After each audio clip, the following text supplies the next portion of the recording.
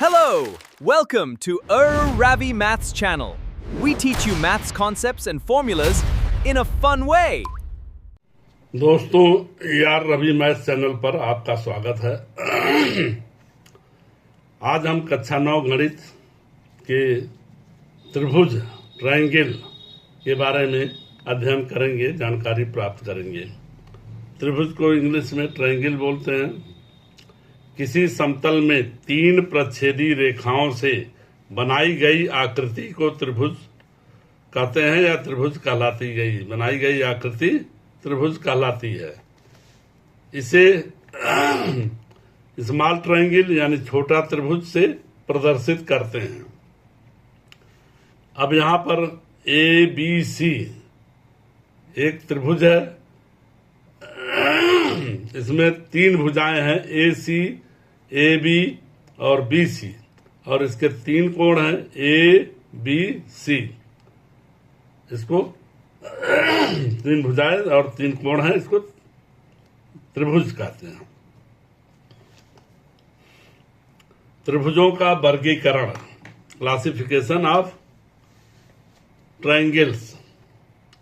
अब यहाँ पर त्रिभुजों का वर्गीकरण हम 2 आधार पर कर सकते हैं। नंबर 1 भुजाओं के आधार पर, नंबर 2 कोणों के आधार पर। अब हम यहाँ पर नंबर 1 भुजाओं के आधार पर वर्गीकरण करेंगे। नंबर 1 समबाहु त्रिभुज। समबाहु त्रिभुज वह त्रिभुज होता है जिसकी त्रिभुज की तीनों भुजा यानी AB बराबर BC बराबर AC, यानी तीनों भुजा एक दूसरे के बराबर हों तो उन्हें क्या कहेंगे? समबाहु त्रिभुज। तीनों भुजाएं समान हो तो वो क्या होगा? समबाहु त्रिभुज। नंबर 2 समद्विबाहु त्रिभुज। 2 भुजाएं समान हो, जिसकी 2 भुजा समान हो उसे समद्विबाहु त्रिभुज कहते हैं। विषमबाहु त्रिभुज, जिसकी कोई भुजा एक दूसरे भुजा से समान नहीं है तो उन्हें विषमबाहु त्रिभुज कहते हैं। कोणों के आधार पर हम इसका वर्गीकरण करते हैं। नंबर 1 न्यून कोण त्रिभुज। त्रिभुज के तीनों कोण जो 90 डिग्री से कम होते हैं उसको न्यून कोण त्रिभुज कहते हैं। नंबर 2 समकोण त्रिभुज। त्रिभुज का कोई एक कोण 90 डिग्री का होता है तो उसे समकोण त्रिभुज कहते हैं। नंबर 3 अधिक कोण त्रिभुज, जिसका एक कोण 90 डिग्री से अधिक तथा 180 डिग्री से कम होता है तो उसे अधिक कोण कहते हैं। अब यहाँ त्रिभुजों की सर्वांग समता। सर्वांग समता का क्या मतलब? 2 त्रिभुज एक दूसरे के बिल्कुल समान हो, जिसकी तीनों भुजा समान हो और तीनों कोण समान हो तो उसको त्रिभुज को सर्वांग सम कहेंगे। यानी 2 त्रिभुजों की सर्वांग समता हम इसी प्रकार निकाल सकते हैं कि उसकी तीनों भुजाएं बराबर हो और तीनों कोण बराबर हो। त्रिभुज की तीनों भुजाएं और तीनों कोण एक दूसरे त्रिभुज की तीनों भुजाओं, संगत भुजाओं तथा कोणों के बराबर हों। जैसे यहाँ पर ABC और PQR 2 त्रिभुज है तो यहाँ पर भुजा AB बराबर PQ के, भुजा AB बराबर PQ, भुजा BC बराबर QR, भुजा AC बराबर PR, यानी तीनों भुजाएं एक दूसरे के बराबर हैं तो ये सर्वांग सम होगा। यहाँ पर देखिए कोण A बराबर कोण P, कोण B बराबर कोण Q, कोण C बराबर कोण R। तो यहाँ पर तीनों भुजाएं बराबर हैं, तीनों कोण बराबर हैं तो ये दोनों त्रिभुज सर्वांग सम होंगे।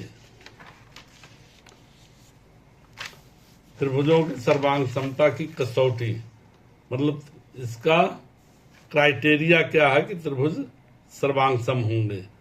त्रिभुजों की सर्वांग समता की कसौटियां, criteria for congruence of triangles. Congruence of triangle त्रिभुजों की 4 कसौटियां हैं। यहां पर हम 4 कसौटियों के बारे में अध्ययन करेंगे। नंबर 1, भुजा कोण भुजा, यानी एक ये भुजा बराबर हो, एक कोण बराबर हो, साथ ही साथ दूसरी भुजा भी बराबर हो, तो वो त्रिभुज सर्वांग सम होगा। इसको शॉर्ट में SAS यानी साइड एंगल साइड। यदि एक त्रिभुज की 2 भुजाएं और उसके बीच का कोण दूसरे त्रिभुज की 2 संगत भुजाओं और उसके बीच के कोण के बराबर हो, तो दोनों त्रिभुज सर्वांग सम होते हैं। यहाँ ABC और PQR 2 ट्रायंगल हैं, 2 त्रिभुज हैं। तो यहाँ पर भुजा AB बराबर भुजा PQ और भुजा AB बराबर PQ, भुजा AC बराबर PR और कोण BAC बराबर कोण QPR। तो ये दोनों त्रिभुज एक दूसरे के सर्वांग सम होंगे। त्रिभुज ABC सर्वांग सम त्रिभुज PQR। अब यहाँ सर्वांग सम के लिए हम 3 पैरेलल लाइन से दर्शाते हैं। बराबर में केवल 2 पैरेलल लाइन होता है, लेकिन सर्वांग सम में 3 पैरेलल लाइन होता है। तो यहाँ 3 लाइन से हम इसकी सर्वांग सम का चिन्ह दर्शाते हैं। तो त्रिभुज ABC सर्वांग सम त्रिभुज PQR। नंबर 2, कोण भुजा कोण। यहाँ भुजा कोण भुजा था, यहाँ कोण भुजा कोण, यानी 2 कोण। यहाँ पर 2 भुजा थी, 1 कोण, यहाँ पर 2 कोण और 1 भुजा है। इसको शॉर्ट में ASA यानी एंगल साइड एंगल। यदि त्रिभुज के 2 कोण और उनके बीच की 1 भुजा दूसरे त्रिभुज के 2 संगत कोणों और उनके बीच की भुजा बराबर हो, तो दोनों त्रिभुज सर्वांग सम होते हैं। अब यहाँ पर त्रिभुज ABC त्रिभुज PQR ये सर्वांग सम होगा। कोण A बराबर कोण P और कोण भुजा AC बराबर भुजा PR और कोण C बराबर कोण R। तब त्रिभुज ABC सर्वांग सम त्रिभुज PQR, यानी इसकी 1 भुजा बराबर है और 2 कोण बराबर हैं, तो ये त्रिभुज सर्वांग सम होगा। तीसरी कसौटी है भुजा भुजा भुजा, यानी तीनों भुजाएं बराबर हैं, तो त्रिभुज सर्वांग सम होगा। एक त्रिभुज की तीनों भुजाएं दूसरे त्रिभुज की तीनों संगत भुजाओं के बराबर हो, तो दोनों त्रिभुज सर्वांग सम होते हैं। त्रिभुज ABC त्रिभुज PQR ये सर्वांग सम है, क्योंकि भुजा AB बराबर भुजा PQ, भुजा BC बराबर भुजा QR, भुजा AC बराबर भुजा PR। यहाँ पर देखिए भुजा AB बराबर PQ, भुजा BC बराबर QR और AC बराबर PR।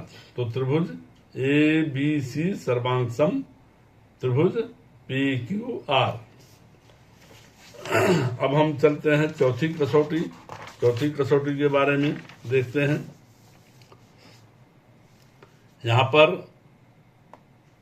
चौथी कसौटी क्या है? समकोण कर्ण भुजा। RHS शॉर्ट में है, यानी R से मतलब राइट एंगल, S से हाइपोटेनस और S से साइड। दो समकोण त्रिभुजों में एक त्रिभुज का कर्ण और एक भुजा क्रमशः दूसरे त्रिभुज के कर्ण और एक भुजा के बराबर हो, तो दोनों त्रिभुज सर्वांग सम होते हैं। अब यहाँ पर दो त्रिभुज दिया है ABC और त्रिभुज PQR। तो यहाँ पर कोण A और कोण P समकोण है, 90 डिग्री का कोण है। तो यहाँ पर कर्ण CB बराबर कर्ण आर क्यू, यानी ये कर्ण बराबर हैं। और भुजा ए बी बराबर पी क्यू, यानी एक भुजा बराबर हो गई, एक कर्ण बराबर हो गया, दूसरा एक एक कोण इसका समकोण है, तो ये त्रिभुज एक दूसरे के सर्वांग सम होगा। त्रिभुज ए बी सी सर्वांग सम त्रिभुज पी क्यू आर। अब हम इससे संबंधित एक प्रश्न सॉल्व करते हैं, हल करते हैं। प्रश्न संख्या 1, दी गई आकृति में बी ए परपेंडिकुलर ए सी और D E perpendicular D F इस प्रकार है कि बी ए बराबर डी ई तथा बी एफ बराबर ई सी। दर्शाइए कि त्रिभुज ए बी सी सर्वांग सम त्रिभुज डी ई एफ। अब यहाँ पर दो त्रिभुज का फिगर बना है, ए बी सी, और दूसरा त्रिभुज है डी ई एफ। अब यहाँ पर भुजा बी सी दूसरे त्रिभुज की भुजा ई एफ पर एक दूसरे से कुछ भाग ओवरलैप कर रहा है। तो हल, अब यहाँ पर इसको सॉल्यूशन करते हैं, हल करते हैं। अब यहाँ पर हमें दिया है, क्या दिया है, बी ए परपेंडिकुलर ए सी और D E perpendicular D E दिया है, और बी ए बराबर डी ई तथा बी एफ बराबर ई सी। इतनी चीजें दी हुई है, हमें सिद्ध करना है, दर्शाना है कि ये दोनों त्रिभुज सर्वांग सम होंगे।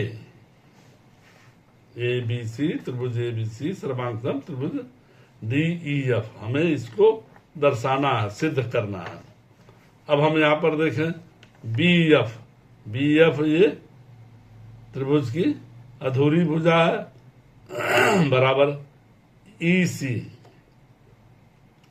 अब इसको भुजा पूरी करने के लिए हम दोनों में दो कॉमन है एफ सी या सी एफ जोड़ देंगे, तो हमें ये पूरी भुजा बी सी और ई एफ का मान पता चल जाएगा। तो बी एफ ई बराबर ई सी समीकरण 1 है, इसमें हम सी एफ का मान जोड़ दें दोनों तरफ, तो B F plus C F बराबर बी सी हो जाएगा। अब यहाँ पर ई सी प्लस सी एफ तो बराबर ई एफ हो जाएगा, ई एफ हो गया।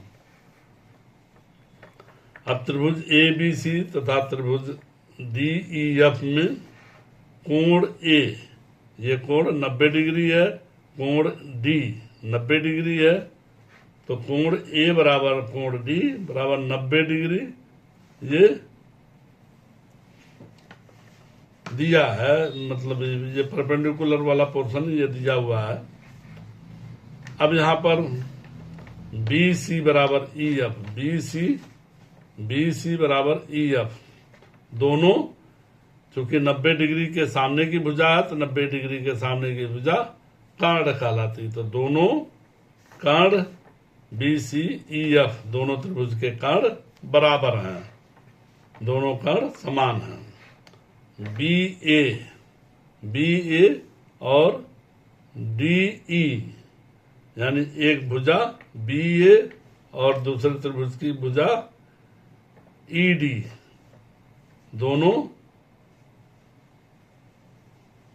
दोनों त्रिभुज की एक एक भुजा है जो कि समान है, बराबर है।